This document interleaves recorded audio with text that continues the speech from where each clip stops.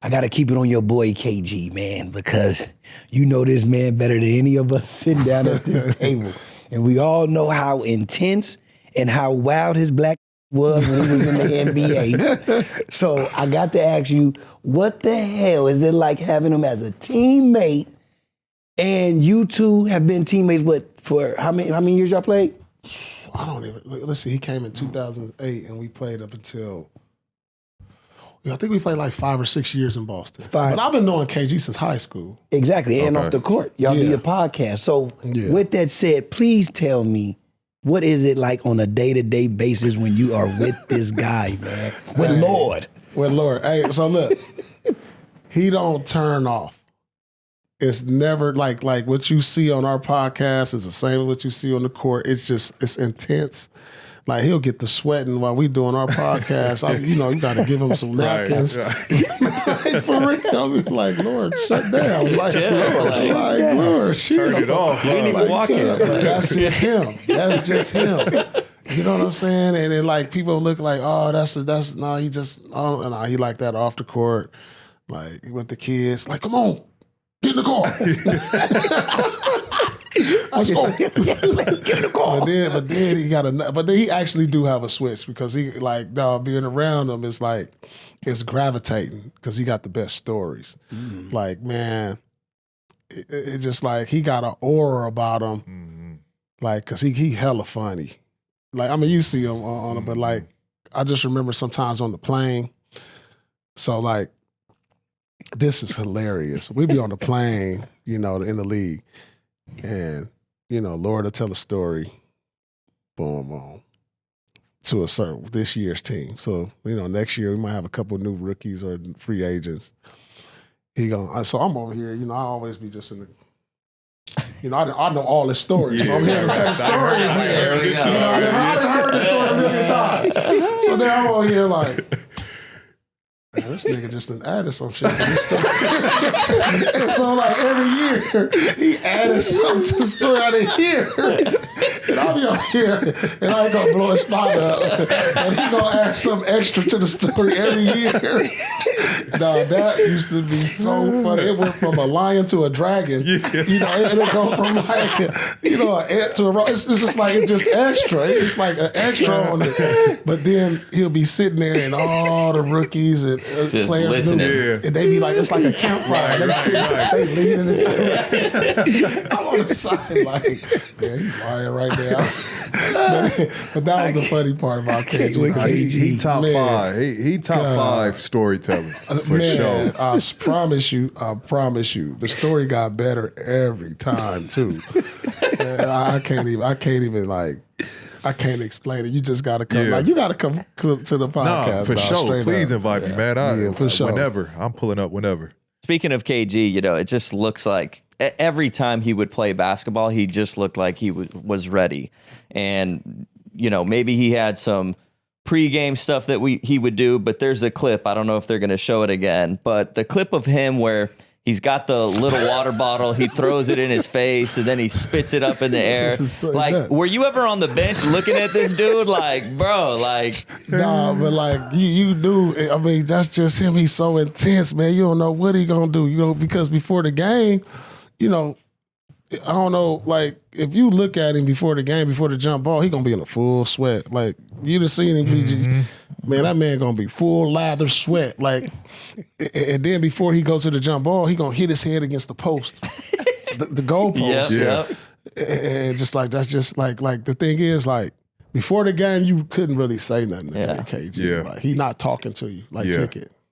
He's so locked in, you can't even tell him nothing. Like, he'll be in the back. So if we're in the locker room, he'll get his tape. He got his peanut butter and jelly sandwich.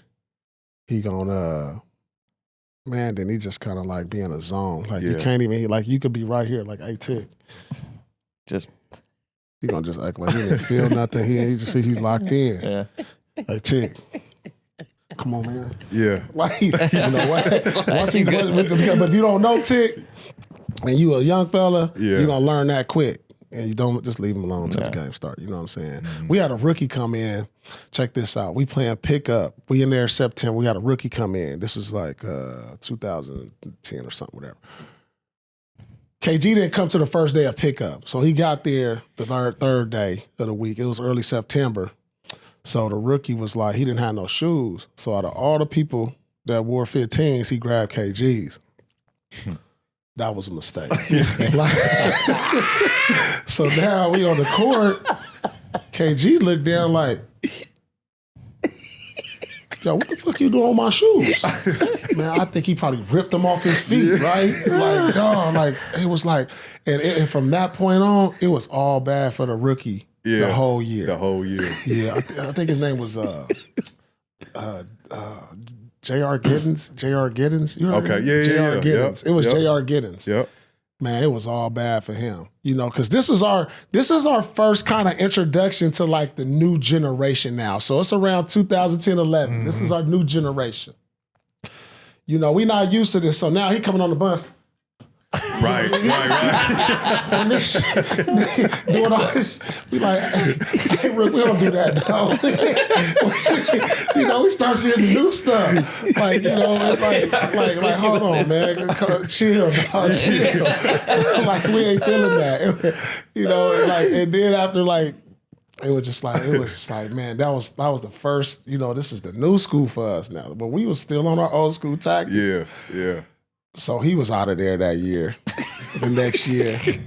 But it was just Doing like, too much dancing. when I started seeing the change of everything as I got older, just seeing the new school come in and how they was doing it, it was just like, damn, you know, I knew that was kind of like the beginning of the end. Like when iPhone was doing the social media, when I got to Washington, man, it wasn't nobody wasn't on the court until shoot around started.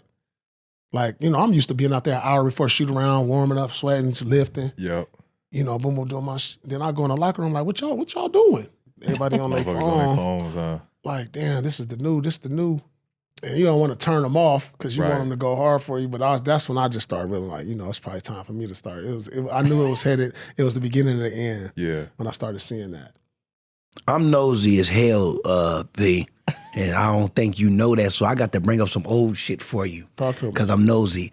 So I got to ask, man, what is your perspective on the night Carmelo Anthony was waiting by the bus for your boy KG? And, you know, they call you Truth. Yeah. So I'm going to have to ask you right now to give me the truth on that whole incident when they had the words on the court, man, and he was waiting. Yeah, so I didn't hear what was said. You know, it's a lot of speculation on that. And I never asked him. You know what I'm saying? I didn't know it was going to escalate to that because we was on the court and I was just like, damn, you know, KG used to getting under people's skin. You know, he'll say something foul. But, you know, I don't know if he ever, well, maybe he had crossed the line a couple of times. Like, damn, now that I think about it. Like he just said, so I didn't hear him say, but I didn't hear him in New York. And so I was still in the locker room, I guess.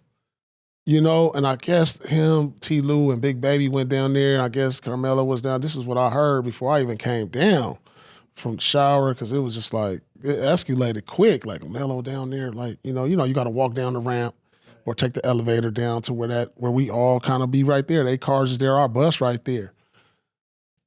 And I got on the bus and I'm like, you know, we're ticking. It was like, they out there, something going down. So I get off the bus like, damn, what's going on? But about time, all of that, I guess they had shook hands or something. They, you know, whatever that was. But Melo felt like it was something disrespectful said. And like to this day, like I said, I never asked KG, like, man, what did you really say? Or like, cause I'll be watching the tape and I don't see, and I ain't see where he said anything. But honestly, Melo ain't gonna be like that. Yeah. Right. You know, I know Melo ain't gonna just overreact to something that was some bullshit. So to this day, I just, you know, I think they squashed it. Maybe I don't even know. I think I heard Melo on this podcast, you know, say they talked or whatever. But I to this day, I swear to you, on my kid, I never asked him what he said in that situation. And it's a few things that's happened on my team with a few teammates, and I don't want to even know, you know. And it's more speculation. Like even the stuff with Delonte and LeBron, I don't even ask. Mm-hmm. You know what I'm saying? Some things don't need to be brought up. I don't need to know that type of stuff. Lord, don't ask me that shit. Yeah, I don't even need to know that stuff. You know, I just like whatever. I mind my business. I stay out of everybody else. Yeah.